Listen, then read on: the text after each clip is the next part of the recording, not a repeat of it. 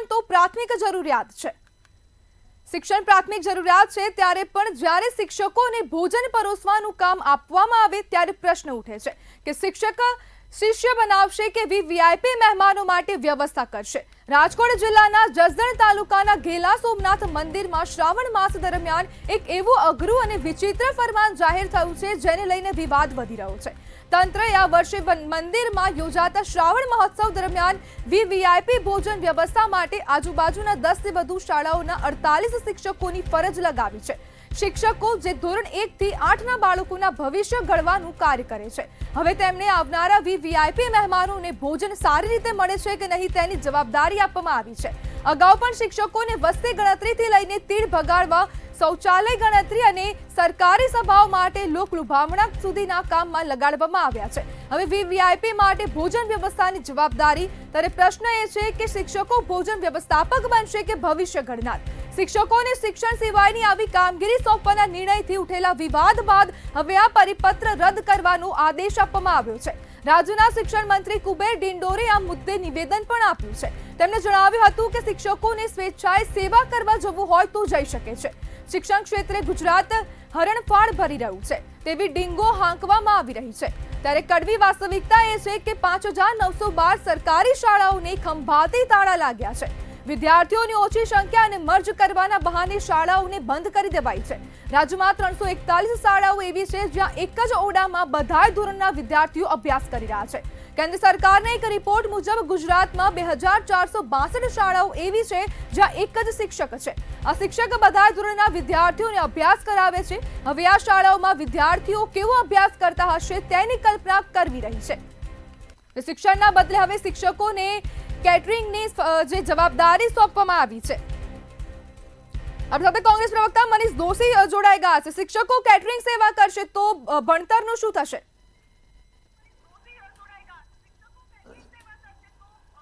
જી મનીષભાઈ.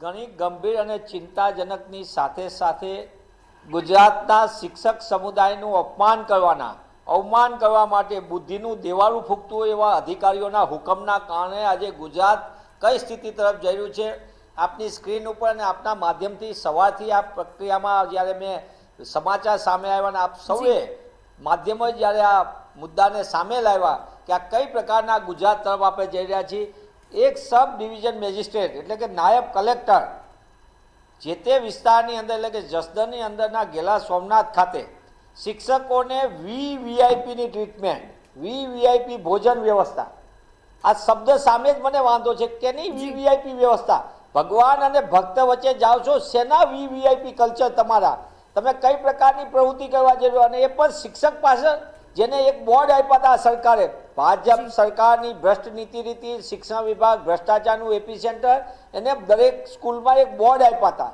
શું બોર્ડ આપ્યા હતા? ચાણક્યના સૂત્રવાળા, શિક્ષક કભી સાધારણ નહીં હોતા, પ્રલય और निर्माण इसकी गोद में पड़ते. अरे भाई, તમે જ પ્રલય કરીને શિક્ષણની અધોગતિ કરો એવા બુદ્ધિ વગરનું દેવાળું ફૂંકતા પરિપત્રો કરો અને પછી એમ કહો શિક્ષક રાતોરાત એકદમ રોકેટ સાયન્સ શીખવાડે. ક્યાંથી શીખવાડે? ગુજરાતની અંદર 40,000 કરતાં વધુ શિક્ષકોની ખાલી જગ્યા છે. શિક્ષક વિનાની શાળા એ ગુજરાતની ભાજપ સરકારનું મોડેલ છે અને શિક્ષકોને શિક્ષણ સિવાયની 40થી વધુ કામગીરી સોંપવામાં આવે, ફરજ પાડવામાં આવે. તીડ ભગાવવા, પંચર સાધવાની તાલીમ આપવી, ખાડા કરવાનું, શ્રમિક કામ કરવાનું, સસ્તા અનાજની દુકાન ઉપર લાઈનો કરાવવાની, મોટા સાહેબ ને નાના સાહેબ આવે ત્યારે એમની માટે ભીડ ભેગી કરીને બસોને લાઈનસર ઊભી રખાવવાની અને આવા અનેક પ્રકારના કામો સોંપવાના જે શિક્ષણ સિવાયના હોય ને એના કારણે ખાસ કરીને ગ્રામ્ય વિસ્તારમાં અને એમાં પણ દીકરીઓના શિક્ષણ ઉપર ગંભીર અસર પડે. તમે અનેક આંકડા બોલ્યા, હું એના ઉપર નહીં જાઉં. તમે બહુ સરસ મજાની પૂર્વ ભૂમિકામાં કીધું કે ગુજરાતની શિક્ષણની વળવી વાસ્તવિકતા કેવી છે.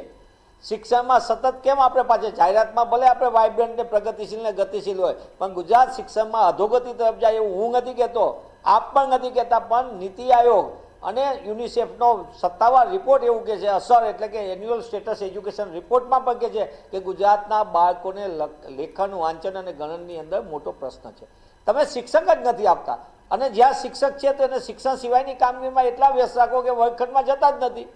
એટલે ગુજરાતની શિક્ષણ વ્યવસ્થા સુધારવા માટે સૌથી પહેલું જો સુધારવાની કોઈ જરૂર હોય તો ગાંધીનગરનો શિક્ષણ વિભાગને સુધારવાની જરૂર છે. વિદ્યા સમીક્ષા કેન્દ્રોની અંદર મોટા પાયે લોકોને બેસાડી રાખે છે. મહત્વના શિક્ષકો જે નિષ્ણાત શિક્ષકો છે એને ડેપ્યુટેશનના નામ ઉપર વિદ્યા સમીક્ષા કેન્દ્રના એર કન્ડિશન રૂમમાં બેસાડી દીધા છે અને મારા ગામડાની સ્કૂલનો બાળક શિક્ષક વિના પોતાનો અભ્યાસ કરે છે. તમે જ વિચારો કઈ પ્રકારનો અભ્યાસ થાય શિક્ષક જ ન હોય તો ઓરડાની ઘર છે, એક જ ઓરડાની એક જ ક્લાસરૂમની અંદર એક કરતાં વધુ ધોરણના વિદ્યાર્થીને અભ્યાસ કરવાની ફરજ પડે. ત્યારે આવા પરિપત્રો જે ભૂતકાળના પરિપત્રો પછી પણ હું મંતવ્ય ન્યૂઝના માધ્યમથી એ સરકારને વિનંતી કરું છું. અમે અગાઉ પણ સરકારને કહી ચૂક્યા, હું વિધાનસભામાં કોંગ્રેસના ધારાસભ્ય પણ આ મુદ્દાને, અને હું શિક્ષણમાં 20 વર્ષ કરતાં વધુ સમયથી કામ કરું છું. એટલે વિનંતી કરું છું સરકારને કે મહેરબાની કરીને શૈક્ષણિક વ્યવસ્થાની અધોગતિ થતી અટકાવો, આવા બુદ્ધિનું દેવાળું ફૂંકતા હુકમનામાથી દૂર રહ્યો અને શિક્ષકોની ભરતી કરો. વર્ગખંડમાં શિક્ષક હશે તો શિક્ષકથી બાળકને શીખવા મળશે અને બાળક ભણશે તો ગુજરાત આગળ વધશે. આ સ્પષ્ટ વાત છે. જી મનીષભાઈ, શિક્ષકોને જવાબદારીના નામે મજૂર કેમ બનાવાયા?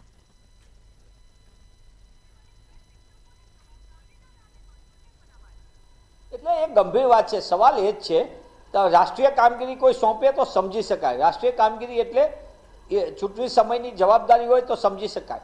વસ્તી ગણતરી રાષ્ટ્રીય જવાબદારી કહેવાય તો સમજી શકાય.